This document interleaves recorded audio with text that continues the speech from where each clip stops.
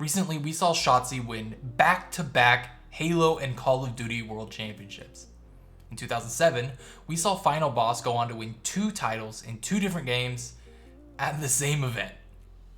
We watched Kefri join the Overwatch League, Snipe Down join TSM to dominate Apex, Ninja became the world's largest streamer, and Nadeshot created 100 Thieves.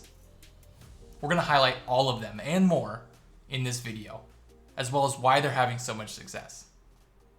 Let's get right into it.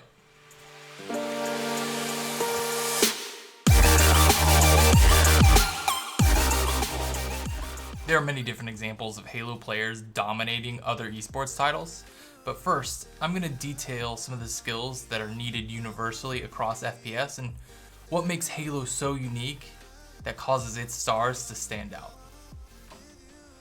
Games can be broken down into a few things. It's the mechanical skill, the macro, which is your plan, and the micro, which is how you execute.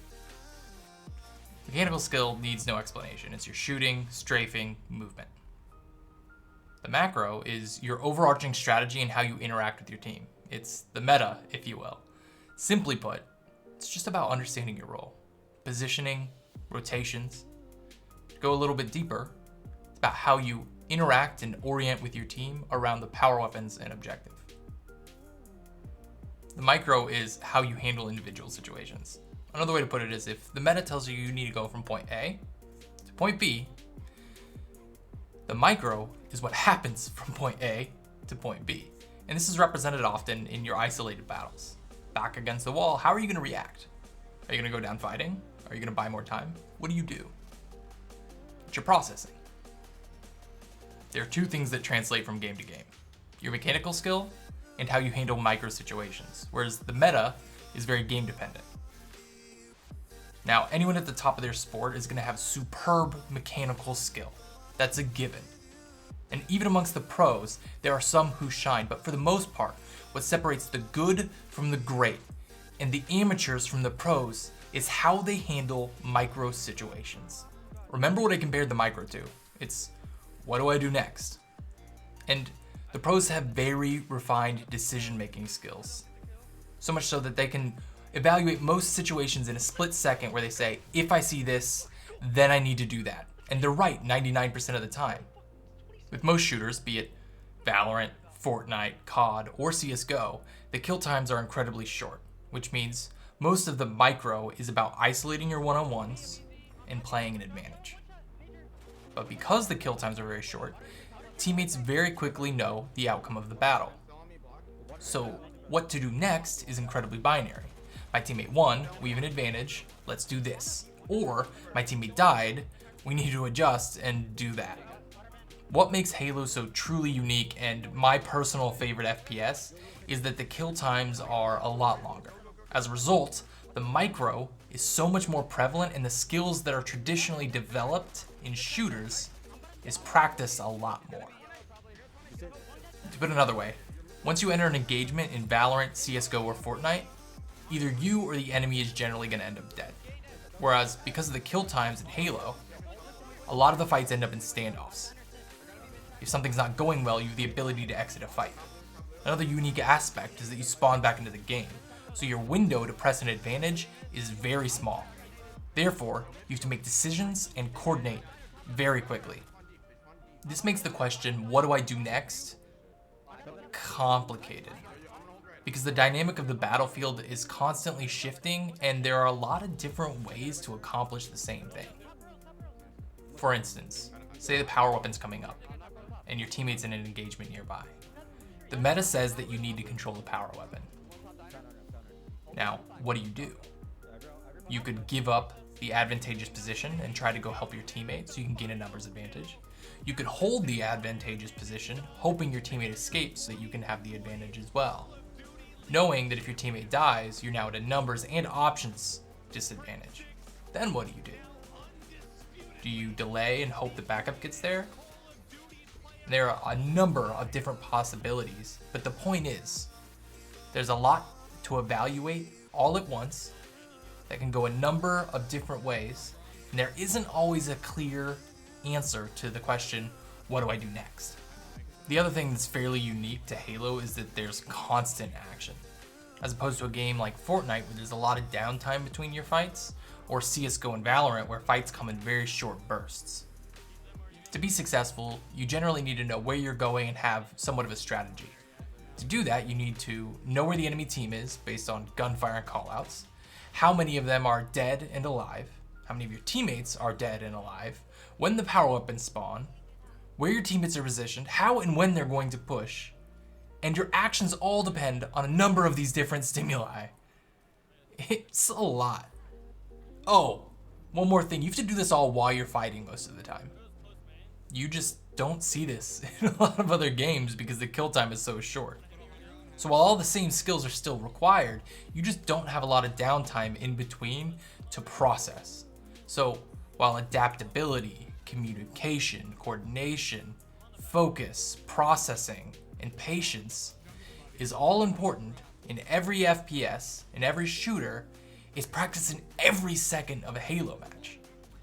As a result, Halo players have become masters of multitasking and making split-second decisions that have massive impacts on the outcome of the game. If we're going to tell a team from Overwatch, Apex, Valorant, or CSGO why they should look more closely at their Halo peers or even study them, it's because they will always put their team in a better position to win. I think a quote that goes really great for Halo players is that sometimes you have to lose the small battles to win the war. Halo players' understanding of the interplay between the micro and macro makes them highly intelligent assets to have on your team. Alright, let's name every player who came from Halo to find success in another game. Starting with Snipedown, the X Game gold medalist and 23-time champion in Halo, he's now gone on to play Apex with TSM to dominate the scene.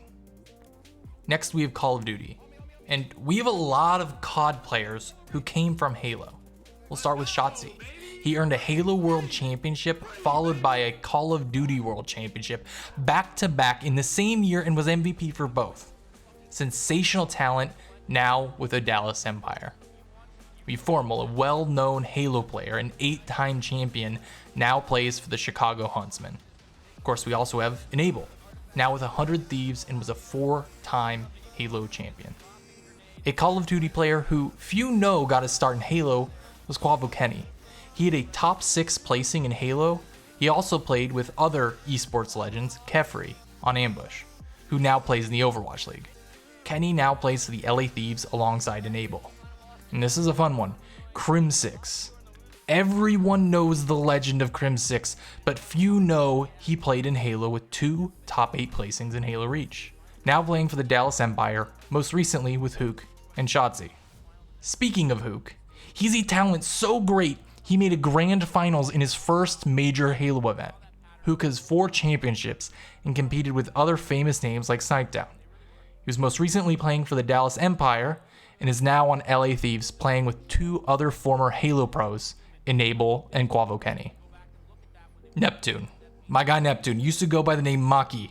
Fun fact for you there, extremely talented, regularly in top 8 play in Halo, now a part of the Florida Mutineers for the Call of Duty League.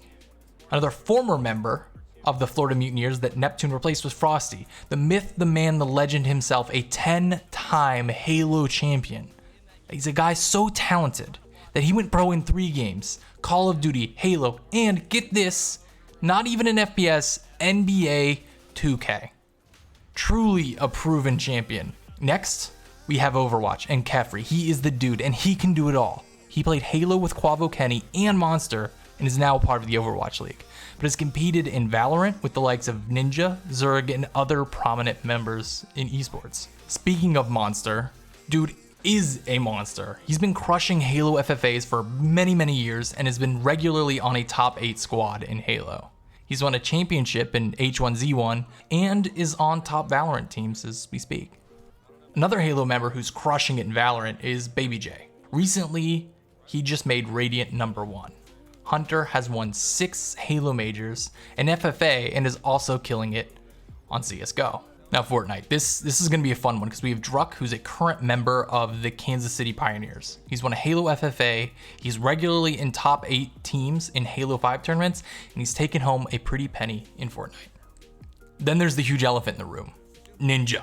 who many just view as an entertainer, but they don't realize how talented he is. He's won 3 Halo majors. He's obviously had a lot of his success in Fortnite, but he's also competed in Valorant too. And a lot of people don't recognize how talented he is because he's so focused on streaming, but if he wasn't doing that, he'd likely be on a top 4 team in any esport he put his mind to. Another Fortnite standout is Colton. He's had a lot of success. He's regularly competed in the top 8 in Halo tournaments. And finally, Innocence. Now a household name in Fortnite and one of the top 50 Fortnite streamers. Innocence got his start playing Halo with his older brother. Moving away from FPS for a moment, we have Dota, with Ryanoob, who's a top 200 player. Ryanoob is fascinating because he's won a Halo major in 4 different Halo titles. And it wouldn't surprise me if he pulls off another one in Halo Infinite, because he's incredibly smart and it shows as a top 200 Dota and League player. Of course, Ryanoob wasn't the only League player. Assault, a true throwback to the golden days of Halo, he's won a major championship and just so happens to be a major League gamer. Pun intended. Back to FPS real quick though, we've got Quake and Dramsis, a regular competitor in the Halo Championship Series competitions, an FFA god, and Dramsis has found his success as a Quake pro. Finally, we come to Shadowrun, a game that was well before its time, and seriously, I mean that. I loved the game, it was a lot of fun. Naturally, we're saving the best for last, and it's not just an individual, it's a whole team. Final boss. And I want to spend some time here because these guys are legends that many of the younger generation may not have even heard of at this point. Made up of the Ogre twins, Walshy and Saiyan, these guys won 32 Halo major championships together, which no one has even come close to in any esport title. This is where esports light shined brightest as they dominated Halo 1, 2, and 3. This team went on to win a Halo World Championship, then in the same tournament went across the venue to compete against seasoned pros in a different game and won. Truly a Chicago Bulls-like team that had a run the likes of which esports will never see again. I think we need a movie about these guys. This doesn't even include the number of people who work in esports. There's so much talent in esports organizations that came from Halo. Hell, MLG started there. To name a few, let's start with Buck. He's the brand manager at Riot Games for Valorant. Next, we have Ogre 2, who's the general manager of the Florida Mutineers. He's the winningest Halo player in history with 40 major championships. Nadeshot needs no introduction, but he started 100 Thieves and was quite the talented Call of Duty player himself. Maybe we'll see him pro golfing in his future? Sticking with 100 Thieves, we have Logan Dodson, who's the director of production. Leaning away from esports organizations for a moment and into the gaming orgs, we have Go Sayame. He's the lead product manager and competitive gaming consultant for EA and Respawn, 2 huge companies. He's a 5-time Halo major champion. His teammate, Scott Gandhi, was also the lead designer for Rogue Company. He was a 6-time Halo major champion for Carbon with Go Sayame as his teammate. It goes without saying that a number of the Halo folks have gone on to do great and different things. I have to mention all the fantastic broadcasters who've built a brand for themselves starting in Halo.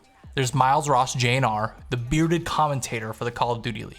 There's Andy Bravo Dodunsky, and I can't pronounce his last name, but he was a Forbes 30 for 30. He was a caster and analyst for Halo and became the community director for 343 Industries.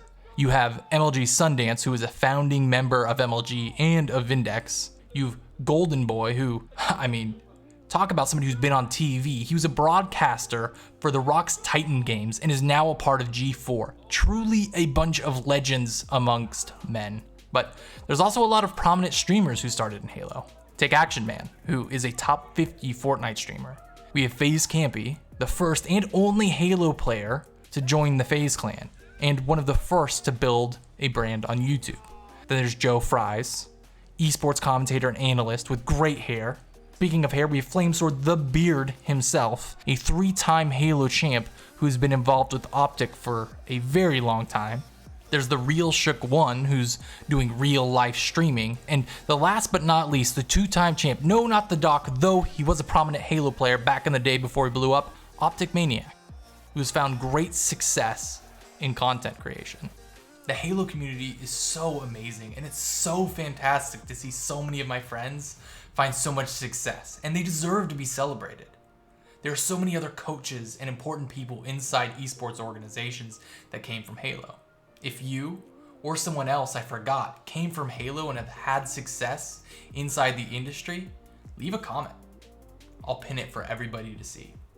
As always, if you enjoyed this content, like and subscribe, and I'll see you in the next video. Into the night, I raise my hand to the fire, but it's no use, 'cause you can't stop it from shining through.